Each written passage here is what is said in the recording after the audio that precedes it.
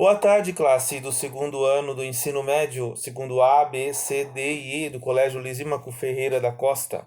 Aqui quem fala é o professor Juan. Lembram de mim? Estão com saudades? Garanto. Então, hoje eu vou retomar as aulas com vocês, né? Já que estamos começando maio, né?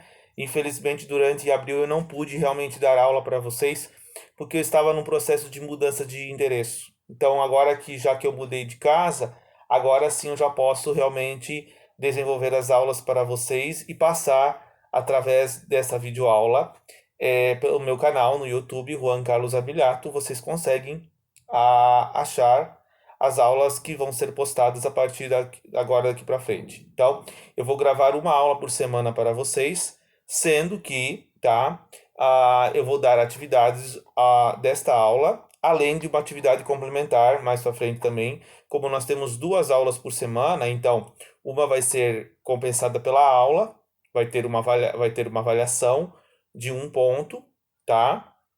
E as outras avaliações, que são as atividades complementares, elas vão valer como presença para vocês, tá? Presença que vai contar das duas semanas, da primeira e segunda aula, tá?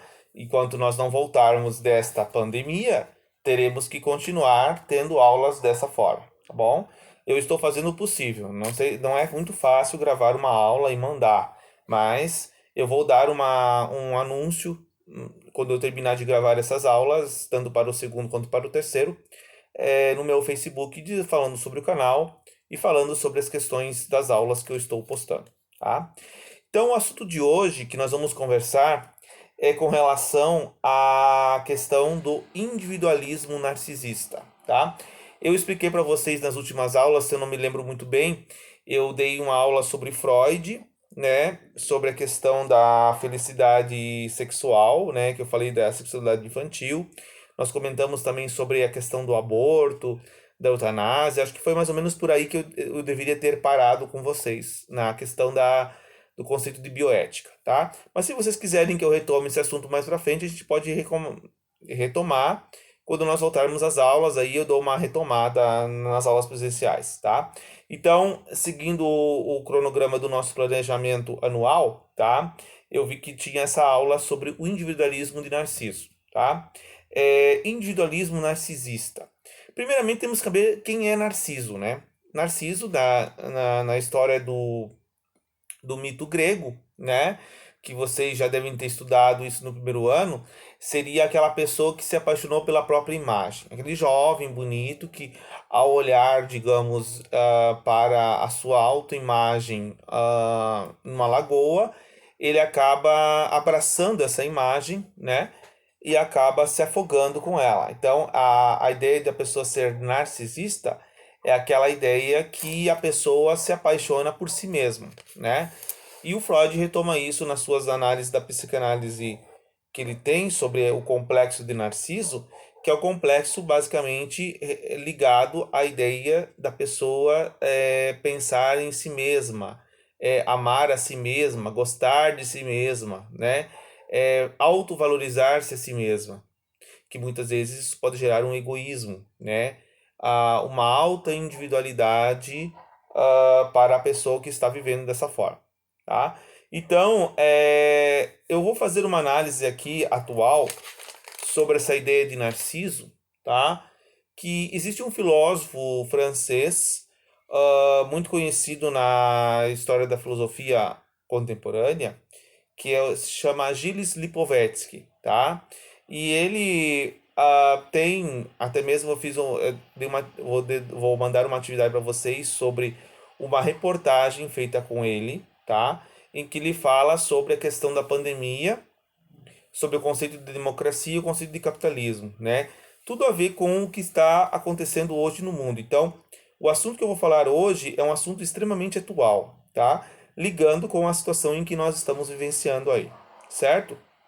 Então, segundo ano, a partir da década de 80, houve, né, no mundo a preocupação com as mudanças climáticas, né, e as mudanças culturais que ocorreram na sociedade. Dentre as mudanças culturais, né, estaria, por exemplo, a era da informação, a era da comunicação, a era da globalização. né, que nós como estamos vendo, né, ela está praticamente atingindo o auge, né? Hoje estamos praticamente não presentes com vocês, mas transmitindo uma aula para vocês através de um vídeo que eu estou fazendo aqui em meu celular, no quarto da minha casa, né, no meu escritório particular, em vez de estar na sala de aula onde eu gostaria de estar com vocês, né? Deste modo, tá?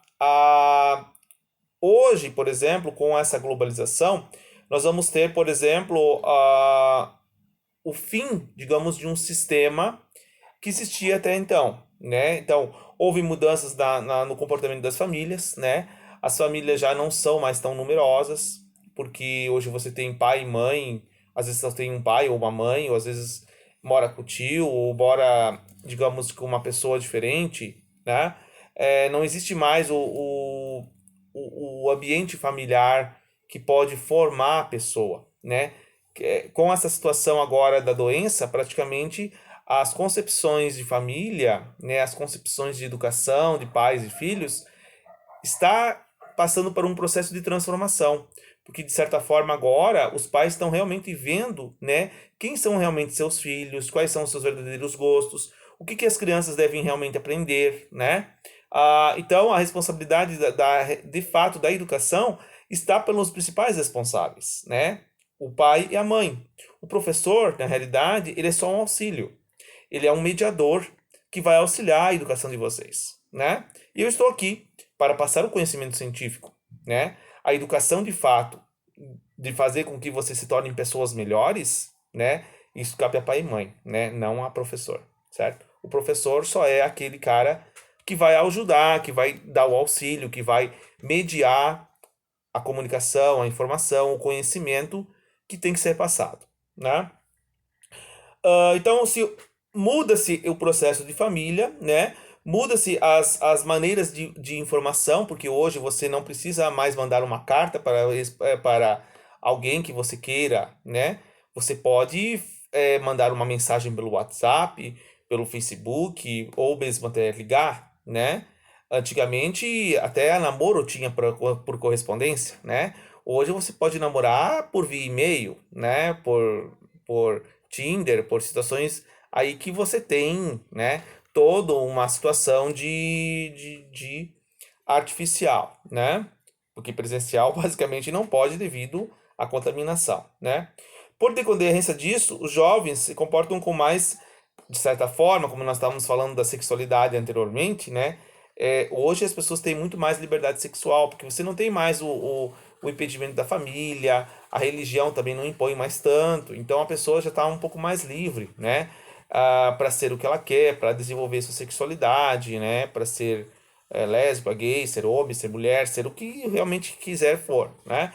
Mas existe, de certa forma, essa liberdade hoje que se deu lá em maio de 68, né? Que lembra que eu falei do Woodstock numa aula, né? Que havia aquela ideia do sexo, drogas e rock and roll. Então, basicamente, foi a partir daquele momento que começou-se a ver uma certa luta por uma liberdade sexual, né?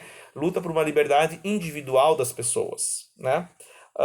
Então, acabou-se essa isenção da culpa, né? Que até então você tinha. O que se percebe no primeiro momento é o individualismo. Basicamente, cada um se volta mais para si mesmo, a busca da sua realização, dos seus desejos, criançada. E aqui que há o decorrente, ficou-se o narcisismo, a ênfase no aprimoramento da própria imagem e pela ânsia de consumo, uma sociedade hedonista e uma sociedade permissiva. Ou seja, o que é uma sociedade hedonista? É uma sociedade onde as pessoas buscam prazer pelo consumo, tá? Mais à frente eu vou retomar um assunto de um outro pensador chamado Epicuro, que vai realmente fazer essa crítica lá na antiguidade com relação à ideia de você ter o prazer imediato, né? O prazer, digamos, pelo consumo imediato. Aquilo que, de certa forma, é complicado, né? Porque se você se abusa demais por esse consumo, acaba